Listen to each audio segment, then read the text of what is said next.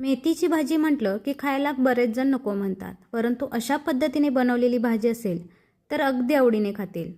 तर ही भाजी बनवण्यासाठी मेथी व्यवस्थित नीट करून घ्यायची। त्याचे जाड देठ असतात ते घ्यायचे नाहीत, कोवळे असतील तर ते घेतले तर चालतील आणि पानं तोडून घ्यायची। व्यवस्थित भाजी नीट करून झाल्यावरती स्वच्छ धुवून घ्यायची आणि अशी चाळणीमध्ये काढून पाणी निथळत ठेवायची। आता यासाठी एक वाटण तयार करून घेऊया। त्यासाठी पॅनमध्ये 2 चमचे तीळ घेतलेले आहेत, 2 चमचे होतील इतके शेंगदाणे घेतलेले आहेत आणि 2 चमचे होतील इतके डाळ घेतलेले आहेत। अशा पद्धतीचे वाटण तयार करून ठेवलं तर भरपूर भाज्यांमध्ये आपण वापरू शकतो। 7 ते 8 काजू घेतलेले आहेत, यामुळे भाजीची चव अप्रतिम होते। आता हे आपल्याला मीडियम गॅसवरती खमंग असं भाजून घ्यायचं आहे। गॅस फास्ट करायचा नाही, त्यामुळे तीळ करपतील आणि मग शेंगदाणे काजू कच्चे राहतील। मंद गॅसवरती खमंग भाजल्यामुळे याची जी पूड बनेल ती सुद्धा खमंग बनते, त्यामुळे भाजीची चव सुद्धा खूप छान लागते। तर हे भाजण्यासाठी 3 ते 4 मिनिट लागतात। अगदी स्लो गॅसवरती भाजून घ्यायचं आणि एका प्लेटमध्ये काढून थंड होण्यासाठी ठेवायचं। थंड झाल्यावरती एकदम बारीक अशी याची पूड तयार करायची। तर हे आता भाजून झाले, एका प्लेटमध्ये काढून थंड होण्यासाठी ठेवूया। भाजीतलं पाणी निथळून झाल्यानंतर भाजी शिजवून घ्यायची। त्यासाठी इथे मी अर्धा चमचा तेल घेतलेला आहे, त्यामध्ये ठेचलेला थोडासा लसूण घालायचा आणि मग यामध्ये नीट करून घेतलेली भाजी घालायची। तर इथे तेलाचा आपण 3 वेळा वापर करणार आहे, त्यामुळे थोडं थोडं तेल वापरायचं। पहिल्यांदा पॅनमध्ये भाजी खूप वाटते, परंतु जशी ती शिजत येईल अगदी थोडी होते, त्यानुसारच मीठ घालायचं। आता थोडंसं मीठ घालायचं, नंतर सुद्धा आपण यामध्ये मीठ घालणार आहे आणि भाजी व्यवस्थित शिजवून घ्यायची। तर भाजी शिजण्यासाठी यावरती एक झाकण ठेवून 2 मिनिटं चांगली वाफ द्यायची, म्हणजे भाजीचे जे देठ घेतलेले आहेत ते व्यवस्थित शिजतील। पाने शिजण्यासाठी वेळ लागत नाही, परंतु जे देठ आहेत ते शिजण्यासाठी 2 मिनिटे झाकून ठेवून ही भाजी शिजवून घ्यायची। भाजीला जे पाणी सुटलेलं आहे ते पाणीसुद्धा व्यवस्थित असं सुकेपर्यंत परतत राहायचं। अगदी झटपट बनणारी ही रेसिपी आहे, त्यामुळे ही रेसिपी नक्की ट्राय करा। अगदी सकाळच्या घाई गडबडीच्या वेळेत सुद्धा 10 मिनिटात बनेल, परंतु एकदम टेस्टीसुद्धा बनेल अशी रेसिपी आहे। तर शिजवलेली भाजी एका प्लेटमध्ये काढून ठेवूया। पुन्हा त्याच पॅनमध्ये मी 1 चमचा तेल घेतलेलं आहे। तेल छान गरम झालं की त्यामध्ये अर्धा चमचा मोहरी घालायची, अर्धा चमचा जिरे घालायचे, थोडासा ठेचून घेतलेला लसूण घालायचा, त्यानंतर एक मिडियम आकाराचा कांदा बारीक कट करून घ्यायचा। आता हा कांदा अगदी गुलाबी रंगापर्यंत परतून घ्यायचा। कांदा व्यवस्थित असा मऊ पडला पाहिजे। तर कांदा व्यवस्थित भाजून झाल्यानंतर एक छोट्या आकाराचा टोमॅटो कट करून घेतलाय। टोमॅटोसुद्धा अगदी बारीक कट करायचा, म्हणजे पटकन भाजला जाईल। तर टोमॅटोसुद्धा व्यवस्थित भाजून घेऊया। त्यानंतर जे आपले रेग्युलर मसाले आहेत ते यामध्ये घालायचे।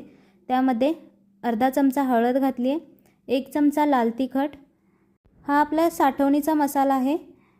त्यानंतर अर्धा चमचा गरम मसाला घालायचा। आता हे मसाले तेलामध्ये व्यवस्थित परतवून घ्यायचे।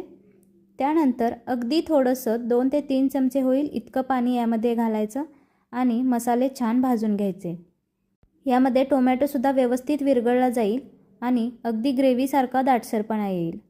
तर एखादा मिनिट हे मसाले छान तेल सुटेपर्यंत भाजून घ्यायचे आणि त्यानंतर आपण जे शेंगदाणे, डाळ, तीळ याचं जे कूट करून घेतलेलं आहे ते कूट 4 चमचे यामध्ये घालायचं।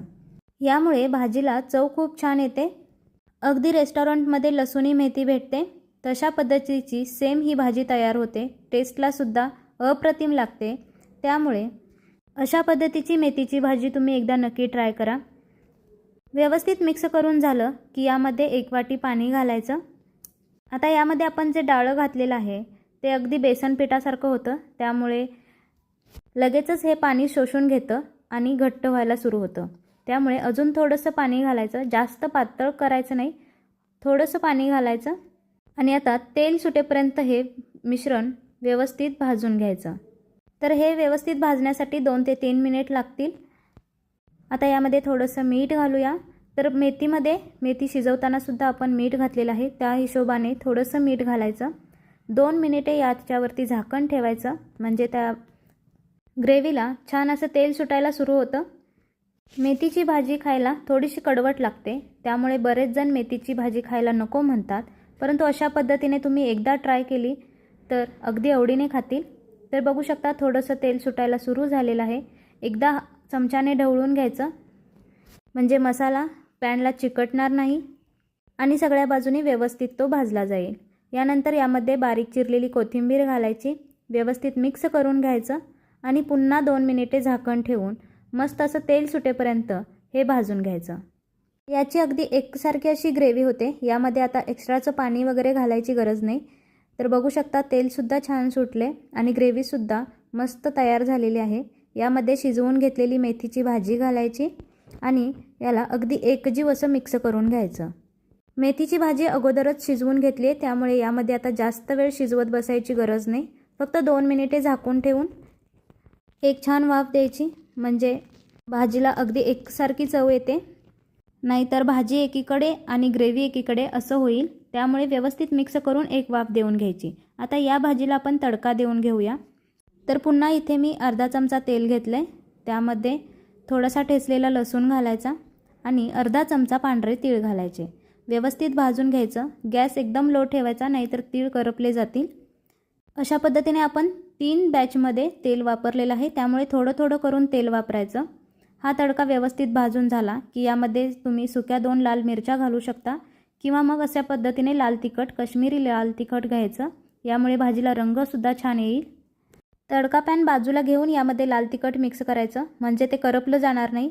कारण तेलाचं टेम्परेचर थोडंसं कमी झाल्यानंतर यामध्ये मिक्स केलं, मिरची पावडर करपणार नाही। जर गॅसवरती तसंच ठेवलं असतं तर मिरची पावडर लगेचच करपली जाते, त्यामुळे भाजीची चव बिघडू शकते। तर तडका भाजीमध्ये ओतायचा आणि व्यवस्थित असं मिक्स करून घ्यायचं, तर रंगसुद्धा छान येतो आणि जास्त तिखटसुद्धा होत नाही। तर अशा पद्धतीची लसूणी मेथी अगदी चटपटीत तयार होते।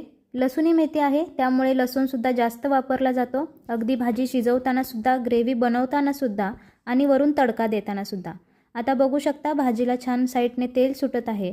तर अगदी पातळसुद्धा करायची नाही। भाजी थंड झाल्यावर सुद्धा याचं टेक्स्चर असंच राहील। डाळ वापरण्याऐवजी जर बेसन वापरलं असतं तर भाजी थंड झाल्यानंतर अगदी घट्टसर होते, जसं की पिठलं थंड झाल्यावर होतं। त्यामुळेच लसूणी मेथी बनवताना बेसनच्या ऐवजी डाळ्याचा वापर करायचा, म्हणजे त्याचं टेक्स्चर व्यवस्थित राहतं। तर ही रेसिपी तुम्हाला कशी वाटली हे कमेंटमध्ये जरूर सांगा। व्हिडिओ आवडला असल्यास व्हिडिओला एक लाईक नक्की करा व चॅनलला सबस्क्राईब करायला मात्र अजिबात विसरू नका।